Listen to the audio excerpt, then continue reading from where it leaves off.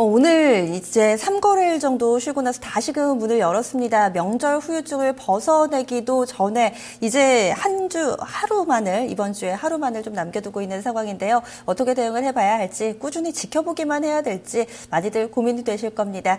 그럼 오늘은요, 이 현대증권의 배성준 연구원의 내일장 분석 먼저 살펴보시죠. 연구원님 안녕하세요. 네, 안녕하세요. 시장 분위기가 좀 어렵습니다. 우리뿐만 아니고 전 세계적으로 좀 투자 심리가 얼어붙어 있는 상황인 것 같은데요. 확인할 것도 많죠. 먼저 내일 증시에서 영향을 줄 만한 내부 변수는 어떤 게 있을까요? 네, 우선 경제 지표 측면에서 내일 주목해야 할 변수는 없는 상황입니다. 오히려 최근 증시는 국내 변수보다는 이제 해외 변수에 의한 영향력이 이제 계속적으로 되고 있는 상황인데요.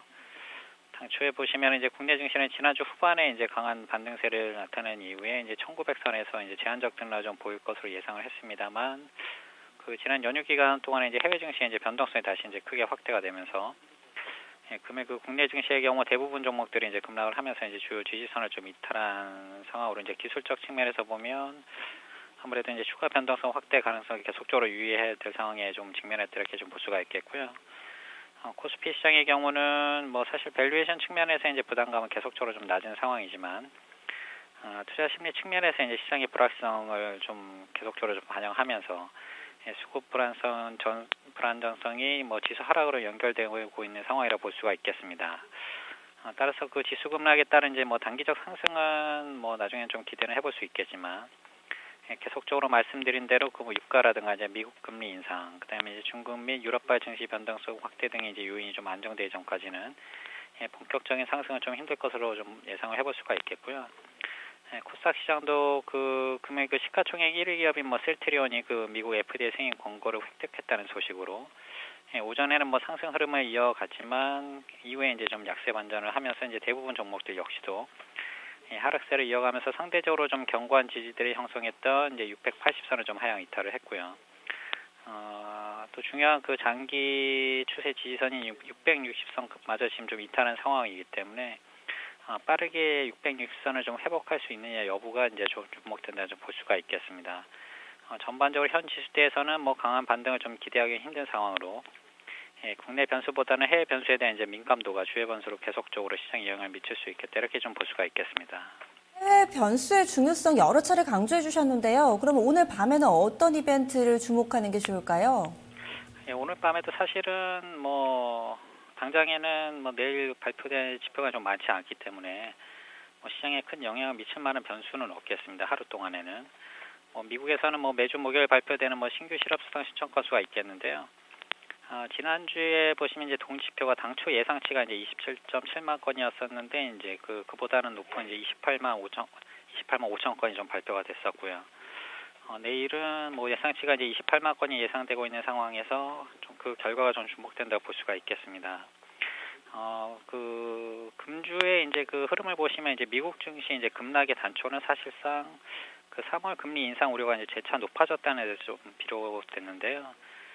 지난주에 이제 미국에서의 주요 고용 관련 지표를 보시면 비농업 부문 이제 고용자 수 감소, 그리고 이제 실업수당 신청자 수 증가 등이 이제 고용 부분에서 주목이 됐었지만 이제 실업률은 오히려 이제 이전 대비 이제 1%포인트 이제 감소한 4.9%를 기록하고, 특히 이제 시간당 평균 임금이 전월비 0.5%, 이제 전년비 2.5% 상승을 하면서 임금 부분에 이제 견고한 증가가 이제 3월 금리 인상을 좀 단하게 할 것이라는 우려감에 증시 변동성이 좀 확대됐다고 볼 수가 있겠는데요.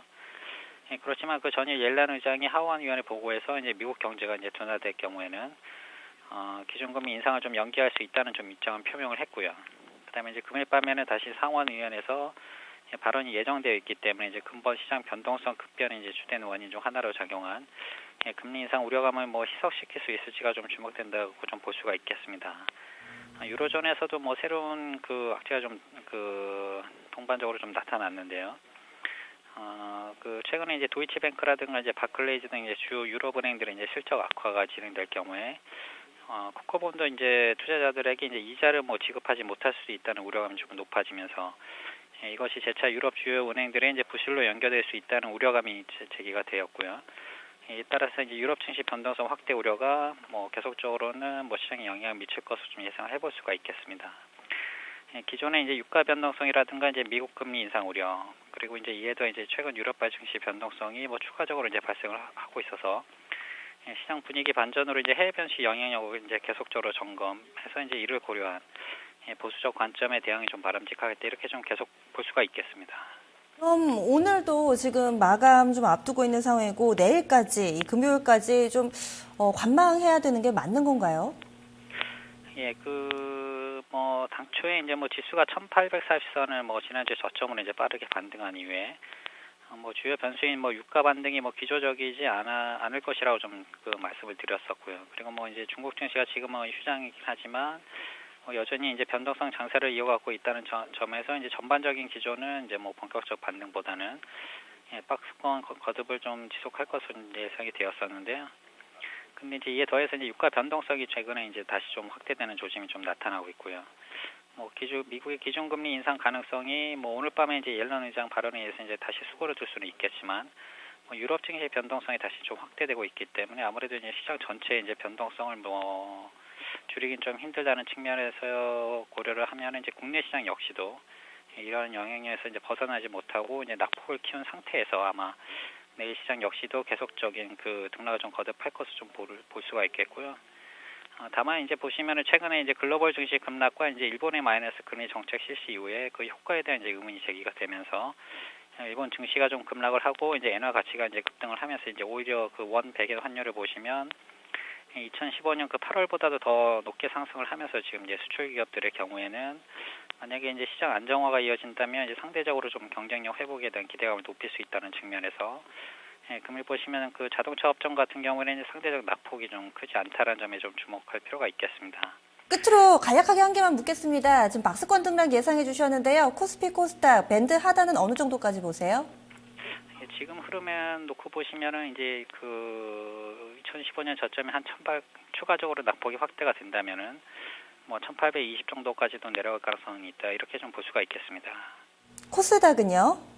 코스닥 같은 경우에는 말씀드린 대로 660선에 대한 이제 지지가 좀 이탈이 됐기 때문에